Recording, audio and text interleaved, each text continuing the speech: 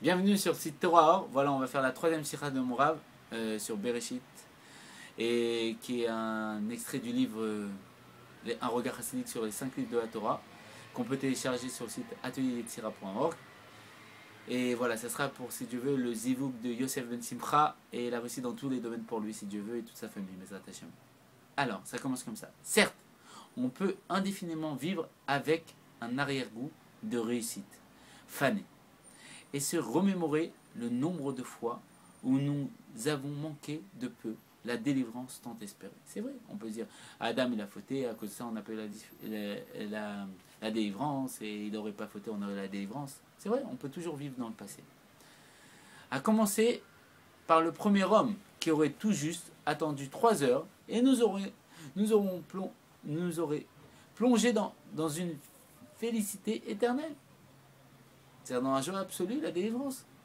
Mais si nous éduquions notre esprit à une conception nouvelle, faite de réalité et de volonté précise du Créateur, qui, selon notre Torah, manque rarement son coup. On ne peut pas dire que Dieu n'a pas voulu ça. Dieu, c'est lui qui dirige tout, les moindres faits des choses. Il faut l'accepter. Dieu a voulu que ça ne se passe pas comme ça. Dès lors, évidemment, la faute en question ouvre de nouveaux horizons pour l'humanité. Tout entière. C'est-à-dire qu'on va s'arrêter de pleurer sur la faute. Oh là, on aurait pu avoir la délivrance. Non, en vérité, Dieu, il a voulu que ça se passe comme ça. Mais pourquoi il a voulu que ça se passe comme ça? Et là, il y a un questionnement infini. Et tout un horizon à l'infini qu'on peut imaginer, entrevoir et aborder. La faute a été la première nouveauté que l'homme a rajoutée à la perfection divine. Quoi?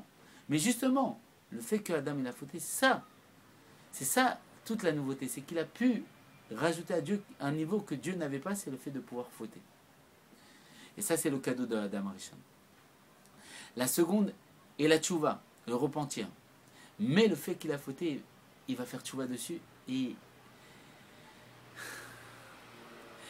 comme la faute n'existait pas que dans sa conception spirituelle, c'est-à-dire que la faute a été là que dans sa conception spirituelle, ces deux états ont entraîné le dévoilement d'un second homme. Non plus un homme parfait et un être divin, tout juste habillé dans une peau transparente, fait d'angle, selon le Harizal. Autant dire que puisque l'ongle peut se couper sans douleur, du fait que notre âme, si un souffle fort, peut en être séparée du monde matériel, mais de par son corps, mais au contraire, un homme faible et fragile, épris de plaisir, terrestre, est apparu dans l'histoire de l'humanité. C'est-à-dire qu'il y avait un être qui était totalement séparé, et était dans une peau d'ongle très fine, et quand on le coupe, on ne ressent rien. Il ne ressentait pas la création, et aujourd'hui il ressent la création, et dans le monde. C'est l'âme qui s'habille dans le corps. Dès lors, notre imperfection est un cadeau d'une estimable valeur. Quoi? Cette imperfection, lorsqu'elle est acceptée comme un état voulu par le Créateur, devient notre meilleur atout, notre plus grande arme, et d'ores et déjà notre victoire. C'est-à-dire que justement, le but, c'est que Dieu, il a voulu qu'on soit imparfait, pour le faire résider Betartonim au plus bas. Et aujourd'hui, il ne faut pas qu'on veuille être parfait, pleurer, et dire ah, j'aurais voulu être ce sadique ou ce sadique. Justement, ce que je suis aujourd'hui, c'est ça la perfection. Et comme dira Rabbi Zouché d'Anipoli, on lui a dit t'es un sadique, t'es quelqu'un d'extraordinaire. Il a dit vous savez quoi, quand je montais là-haut, on ne va pas me demander si j'étais Abraham Avinu ou Moshe Rabbeinu, on va demander ce que j'étais moi-même. Ce que Dieu il attend, c'est pour ça qu'on a tous des visages différents, on a tous une mission différente, c'est d'être nous-mêmes. Et quand on est nous-mêmes, on est parfait. Parfait de cette perfection qui nous dépasse. Parfait d'une perfection que, oui, on se sent imparfait, mais cette imperfection est la perfection divine voulue pour que son être puisse dévoiler qu'il n'est pas empêché d'être empêché. Parce que Dieu, il a voulu résider au plus bas, et le plus bas, c'est mon imperfection. Et mon imperfection devient la perfection divine. Et ça, c'est extraordinaire. Donc, c'est extraordinaire. Comment on est, il n'y a pas mieux. On ne peut pas espérer mieux. Même si le Rabbi Marash dit, et c'est sûr qu'il faut que même si on a du bien, on peut demander mieux. Si on est bien, on peut demander mieux. On peut demander mieux à Dieu. Mais tout en acceptant que tel que Dieu il m'a fait, il n'y a pas mieux. En effet, lorsque être mieux dans notre conscience de compréhension de savoir qu'on est parfait. En effet, lorsque notre maître, Moshe, dispute notre Torah aux anges et qu'ils veulent la garder dans les mondes divins de la perfection, il argumente par la question: avez-vous un penchant pour le mal? Yetzerara yesh benechem. Nous apprenons donc que la Torah est donnée à ceux qui possèdent un penchant pour le mal. Penchant qui ne possède pas Adam, le premier homme. C'est pour ça qu'il fallait fauter. Il fallait qu'Adam qu'il fasse rentrer les âmes des nations en lui. Sûrement ce que mon Rav va dire. Et il fallait qu'il ait un penchant mal pour pouvoir recevoir cette Torah. Et cette Torah, c'est la Torah, comme il dit dans les 10 commandements, que Anochi, dans le premier mot des 10 commandements, il y a toute la Torah. Anochi, c'est Ani Nafshi, moi mon âme, c'est les Rosh Tevot, les premières lettres de moi mon âme, mon essence, j'ai mis dans la Torah.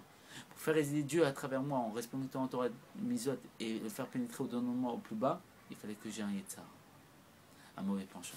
Et avant, Adam n'en avait pas, c'était qu'une âme divine, alors il fallait qu'il faute.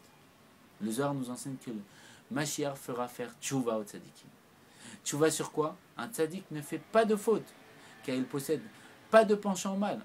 Alors comment c'est possible? Le juste parfait devra se repentir sur sa perfection, qui limite la perfection divine.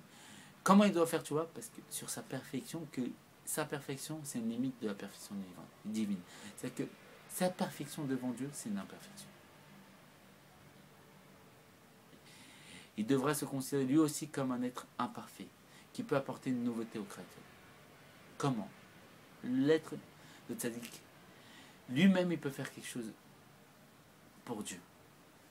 Une fois que nous avons effectué, pris conscience que notre état est voulu par Dieu, que désire-t-il de lui-même? Que désire-t-il lui-même? Qu'est-ce qu'il veut Dieu? Dieu, comme tout maître, désire nous éduquer et nous faire parvenir à une nouvelle conscience, la conscience de la réparation. Réparer le mal pour un bien nouveau. Comme nous enseigne le Baal Shem Tov, le mal est l'escabeau du bien. Sous-entendu que le bien ne peut se dépasser que par le biais du mal. Et le mal, comme chez les tzadikim, n'a pas besoin d'être effectif. Il suffit qu'il soit le constat de notre insuffisance dans notre service de Dieu. C'est que dans tous les cas, même tout ce qu'on peut faire, ce ne sera pas assez. Ce ne sera pas assez. Donc, on fait résider Dieu, les tartines au plus bas. Parce que dans tous les cas, pour Dieu, ça c'est le plus bas, notre imperfection. Le fait que tout ce que je peux faire, c'est pas assez pour Dieu. Selon les voies de la Chassidoute, ce constat est essentiel et vient seul nous sauver de l'orgueil, qui est l'ennemi de toute progression. Alors voilà, on a fait les 3 sikhot du livre, un regard chassidique sur les 5 livres de la Torah, que Bezat Hashem, on dévoile le vrai Bereshit, le Bereshit qui est la volonté de Dieu, pourquoi il a créé le monde, comme c'est expliqué dans le Midrash que ça prend à penser, c'était pas Adam, c'était Dieu, c'était Mashiach, et que Mashiach apparaît dès à présent et vient nous délivrer de cette conscience d'exister pour nous faire prendre conscience qu'on n'est qu'une émanation de Dieu, et qu'on dévoile en vérité que Anilo Shaniti, moi je n'ai pas changé, que le Créateur n'a pas changé, et qu'il est toujours là au-dedans de nous, est présent, et que nous on n'est qu'une expression de son être, et ça sera la délivrance absolue, définitive, dès à présent, les attachés.